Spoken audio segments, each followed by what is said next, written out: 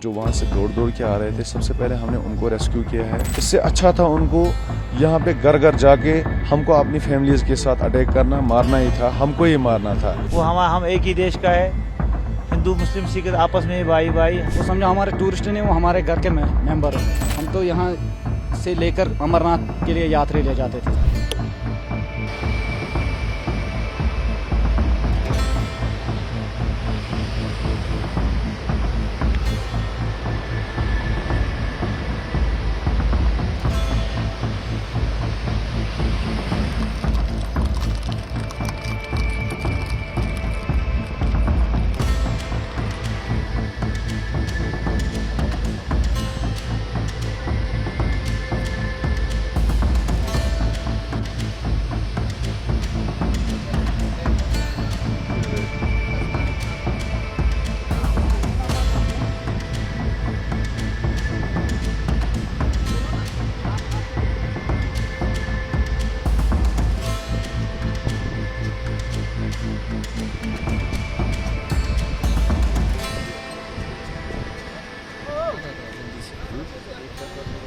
तो अभी जो आप सबको पता है, यहाँ पे जो इंसिडेंट हुआ है उसको हम कड़ी से कड़ी मजम्मत करते हैं।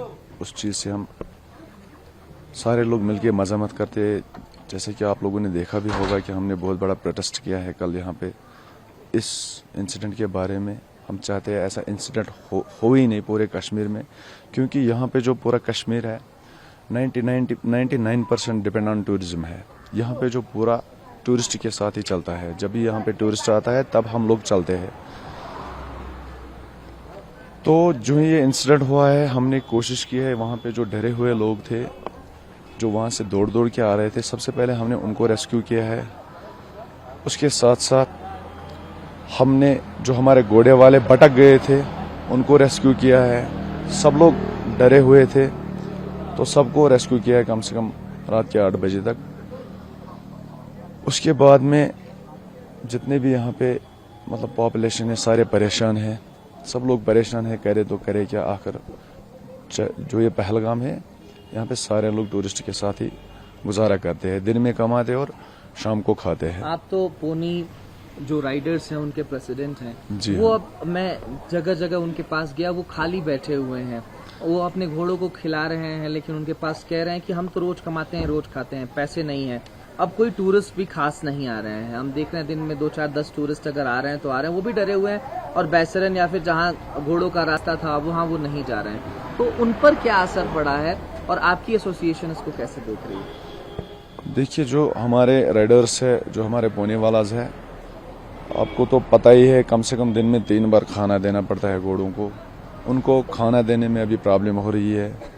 और यहाँ पे टूरिस्ट ना आने की वजह से बहुत सारे लोग स्ट्रेस में चले जाते हैं, परेशान हो रहे हैं। मतलब किसी का ज़्यादा खर्चा होता है, जो दिन में कमाता था शाम को फैमिलीज़ को खिलाता था। उस वजह से बहुत परेशानी है इस इलाके में ही। क्योंकि ये समझ लो आप, जिन लोगों ने इस काम का अंजाम दिया है उन्होंने टूरिस्ट को नहीं मारा है, उन्होंने हम लोगों को मारा है, हमारी फैमिलीज़ को मारा है। इससे अच्छा था उनको यहाँ पे घर घर जाके हमको अपनी फैमिलीज के साथ अटैक करना, मारना ही था, हमको ही मारना था। क्योंकि जिन लोगों ने इस पे कायराना हमला किया है उनको कम से कम सोचना था हम लोगों के बारे में। क्योंकि यहाँ पे ना कोई बागात है, ना कोई ज़मीन ज़रात है, ना कोई मतलब ज़्यादा मतलब एजुकेशन है, ना मुलाजिम है।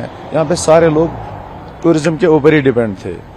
अब हमारी एक रिक्वेस्ट रहे कि आपकी चैनल की वसादत से हमें अपने मुल्क पे भरोसा है, अपने मुल्क के लोगों के ऊपर भरोसा है।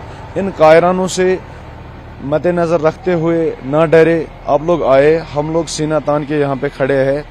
हम लोग आपके लिए मतलब जो भी हो सकेगा, जितना भी कोशिश हो सकेगा। कश्मीरियत हमने जिंदा रखी है बार बार, और आगे भी हम जिंदा रखेंगे। हम लोग चाहते हैं, मुल्क के लोगों से हमारी रिक्वेस्ट है, आप जिन जिन लोगों की बुकिंग है आप कैंसिल ना करवाए। आप लोग आए, हम आगे आगे खड़े हैं सीना तान के।